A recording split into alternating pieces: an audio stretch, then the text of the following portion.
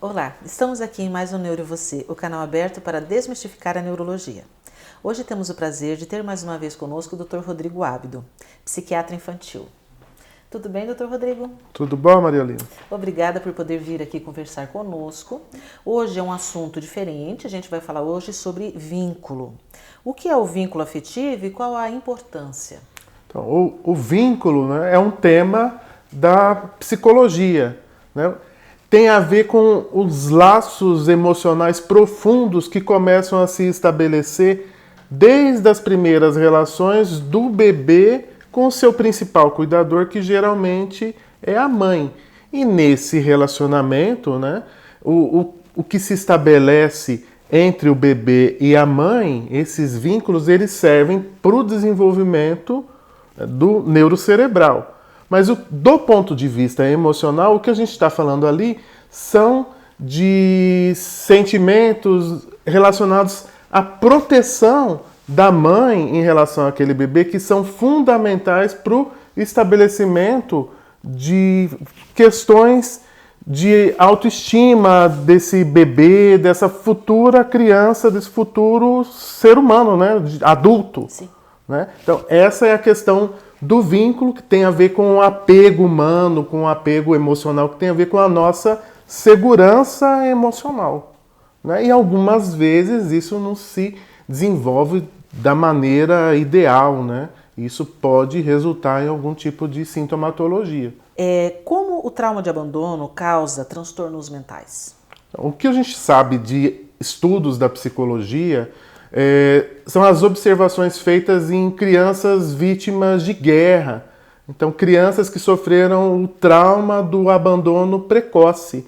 E nessas crianças, eles começaram a perceber essas falhas no vínculo, porque elas foram vítimas de negligência extrema, de privação afetiva, né? Como se fala na psicologia. E isso tem repercussão não só no desenvolvimento emocional, social, cognitivo, como também no desenvolvimento físico, no crescimento desse bebê, né, e na maturação do sistema nervoso central. Isso aí é do conhecimento aí da sua área, né, da neuropediatria.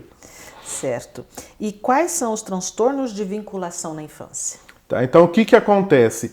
Essa questão do abandono precoce, da observação dessas crianças que foram vítimas dessa privação afetiva extrema, dessas crianças que viveram o trauma da guerra, isso começou a levar a perceber que o trauma afetivo, né, o trauma do abandono, né, os maus tratos na infância, maus tratos físicos, a questão também dos maus tratos do abuso sexual, isso leva a alterações no desenvolvimento do sistema nervoso central e como repercussão no desenvolvimento cognitivo, no desenvolvimento emocional. Então, esse trauma na criança leva à alteração de todo o desenvolvimento da reatividade do sistema neuroendócrino, né, do sistema imunológico.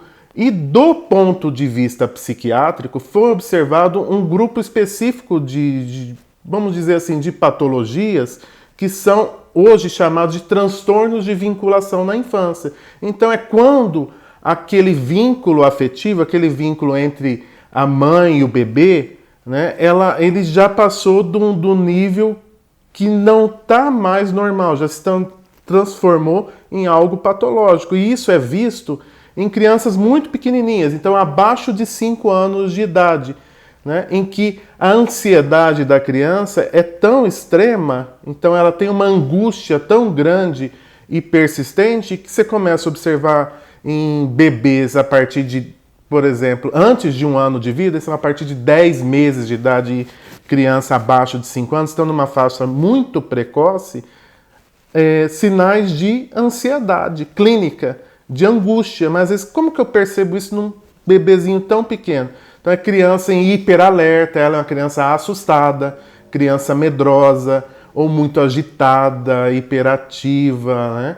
Então, esses sinais levam a gente a pensar, junto com o histórico de negligência, de cuidado, né, parental, a pensar nesses transtornos de vinculação. Mas não é a primeira coisa que vem à cabeça, não. Claro. Primeira coisa que vem à cabeça, quando a gente avalia essa criança, que pode chegar primeiro para o neuropediatra, né? Não só para o psiquiatra da criança ou para um psicólogo, às vezes para um assistente social, ou para uma fonoaudióloga, qualquer um que trabalhe na área da saúde mental infantil, né? Para um pediatra, é que eu estou lidando com um transtorno do neurodesenvolvimento. Aí entra o diferencial, né? Então, vamos falar sobre o diferencial. A criança chega pequena com esse quadro, a gente vai pensar primeiro o quê? Em autismo, em TDAH, né? E como fazer esse diferencial? Então, o primeiro ponto é esse. Toda vez que chega uma criança, a gente vai pensar obrigatoriamente nos transtornos do neurodesenvolvimento, são próprios dessa faixa etária. Então, existem dois quadros gerais, duas formas clínicas desses transtornos de vinculação. Um primeiro é um que parece muito com o TEA, né, os transtornos do espectro do autismo, porque essa angústia persistente na criança, esse medo, esse hiperalerta, leva a criança a uma retração tão grande que parece uma retração autística, né? Um isolamento autístico.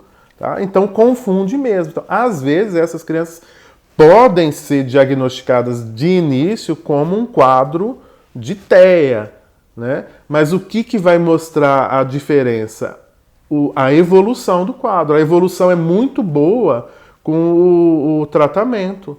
Né? Ela sai logo do espectro do autismo e tem o histórico da negligência, tá? Eu sempre lembro de uma história da juíza da infância que conta de alguns casos aqui da nossa cidade de crianças institucionalizadas, de crianças abrigadas, né? Que não por estarem institucionalizadas, mas pelo antecedente dessas crianças, da negligência que elas sofreram anteriormente, e que não deu tempo de ser corrigida ali dentro do abrigo da instituição. E que durante a vida dela no abrigo, foram para o médico e foram diagnosticadas como caso de TEA. E quando foram adotadas, e isso é muito legal, né? Você pode adotar uma criança com uma deficiência, esses pais adotaram, e na evolução, elas deixaram de ser. E aí perceberam que, na verdade, eram problemas de vinculação.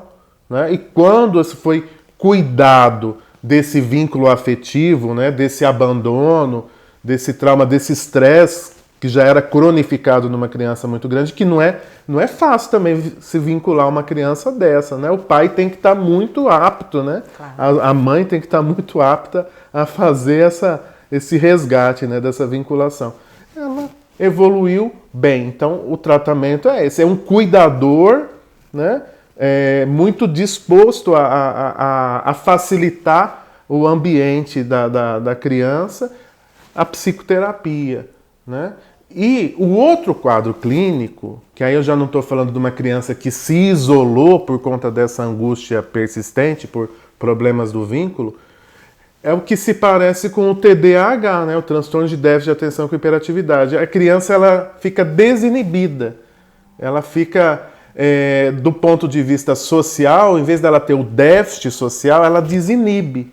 Mas no fim das contas, essa desinibição social acaba sendo um déficit também. Porque essa criança ela vai com todo mundo, ela senta no colo de todo mundo, ela conversa com todo mundo, ela se relaciona com todo mundo, mesmo que superficialmente, mas isso cria outro tipo de problema para essa criança, né? A gente, além dessa hiperatividade constante da criança, que é a manifestação da angústia, que às vezes a gente não consegue identificar, acho que é uma hiperatividade motora de base neurológica, elas são crianças assim, tipo que a gente fala de chicletinho, carrapatinho. Ela gruda em você, ela mal te conhece, ela já é a sua melhor amiga, né? Que representa um problema da vinculação. Então são dois quadros clínicos, um que lembra muito o TEA, o outro que lembra o TDAH, e que a gente confunde mesmo, é natural, pode acontecer isso. mas que cabe ao médico, né, durante a evolução desses quadros, perceber que pode ter um outro diagnóstico, né, mudando a evolução, você vai mudar a abordagem também. E sempre lembrar que, nesses casos, existe um histórico de uma negligência.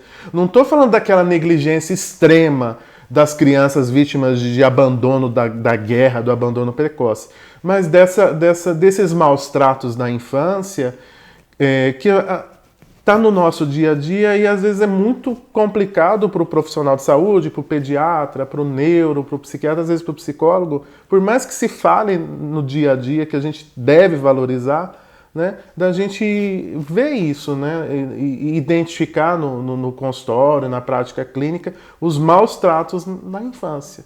Tanto os físicos quanto a questão do abuso sexual, que isso traz marca, sim, no desenvolvimento da nossa personalidade, e antes de repercutir na personalidade, você vai ver isso na vinculação que se torna, né, que se estabelece de uma forma insegura, né, de apegos inseguros. Ou não se apega, ou se apega demais, ou esse apego ele é instável, ele é ambivalente, né? Então são dessas questões que eu achei importante trazer para você, que nem tudo é transtorno do neurodesenvolvimento na infância. Às vezes existem outras questões que são mais de âmbito assim, do psicossocial, que devem ser lembradas e que existe, né? Ótimo. Show, como sempre, Dr. Rodrigo. Muito obrigada por sua participação. E a você que nos assiste, por favor, qualquer dúvida, sugestão, comentário, entre em contato por nosso e-mail. Obrigada.